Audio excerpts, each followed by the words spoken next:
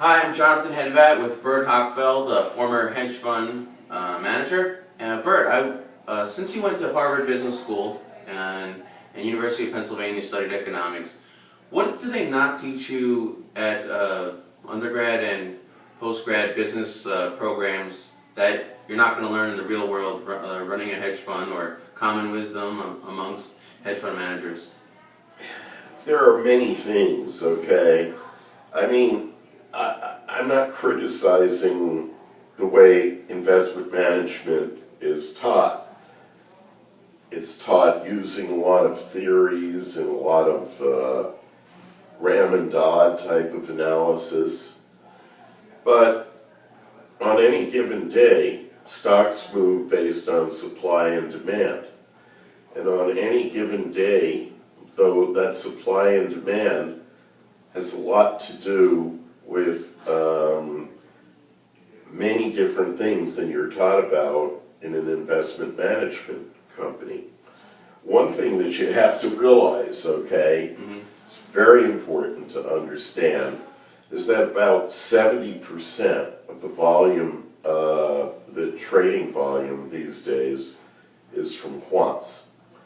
As a result, the moves are exacerbated. Everybody knows this. Few people talk about it, but they should talk about it. So you have to be a little bit more careful in how you put an order in. One concept that most people will have to learn about eventually is something called VWAP. VWAP is volume weighted average price.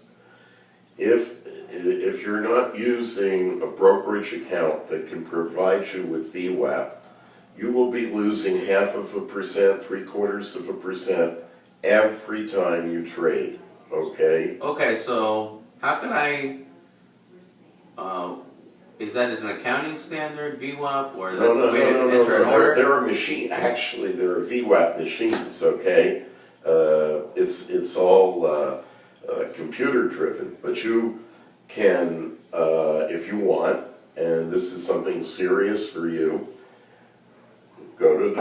find a brokerage that's willing to work with you on a VWAP basis so that you don't get, sorry to put it this way, you don't get screwed by the quants who are getting in ahead of you and will move a stock.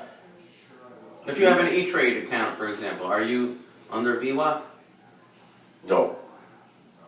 So you're saying that there are online brokerage that offer it. You have to do research to find the right one for you that's consistent with the volume you want to trade. Okay. What else do you not learn? What about this efficient market theory that everything that's public information is already priced in the stock? Well, that would be true if everybody was looking at the same number of stocks with the same level of intensity. But they aren't. Over the past dozen or 15 years, as the institutional research business has dramatically deteriorated because of regulatory rulings, okay, there are fewer analysts covering fewer names. A lot of people cover Apple. 70, 80 people cover Apple. And they publish recommendations. Probably when it comes to Apple, everybody does know everything there is to know. You can say that that's an efficient market stock. Well, the Apple stock did go up about 70% in the past year, so why did it go up if people knew everything they knew about Apple? We'd have to take a look back, and we'd have to determine which we could. Mind you, I don't focus on Apple, so I'm not the right person to ask about Apple. Okay? I think what I would say is there were concerns about the iPhone 10 and the I some of which were valid, but the concerns were greater than the reality, and therefore, as the evolution has worn on, the share price went up. I think the biggest thing, however, which has nothing whatsoever to do with our operational performance, was the tax, the repatriation issue. Could not have known a year ago I see.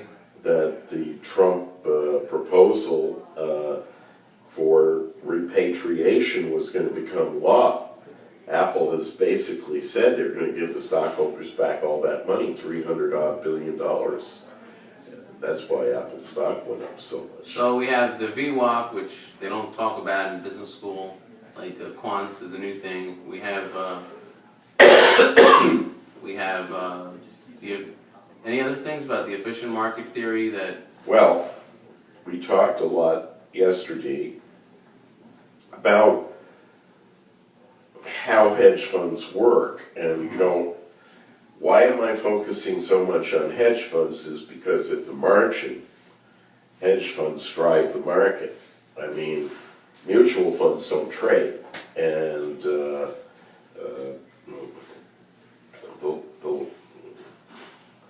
level of volatility has come down, so you really do have to focus on what a hedge fund, how a hedge fund is likely to interpret a piece of data. And I think you asked me questions about just that subject. No, you don't learn that in investment management courses. And it's not always what you think it might be, okay? I mean, it's not always those headlines, those...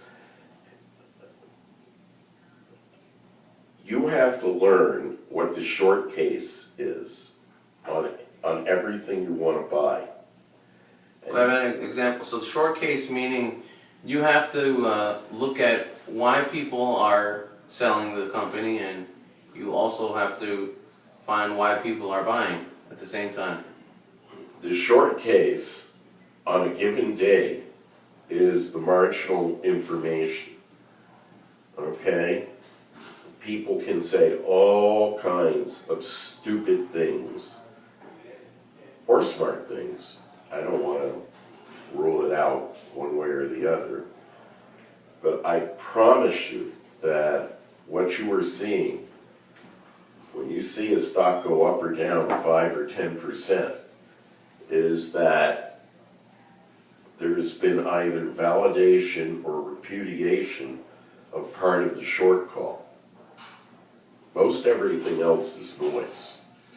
But so if a bunch of people are saying bookings are going to be weak and the company reports strong bookings, then you have to back off. Then they have to cover. Their thesis is wrong. Yeah. That's why the stock will go up so much.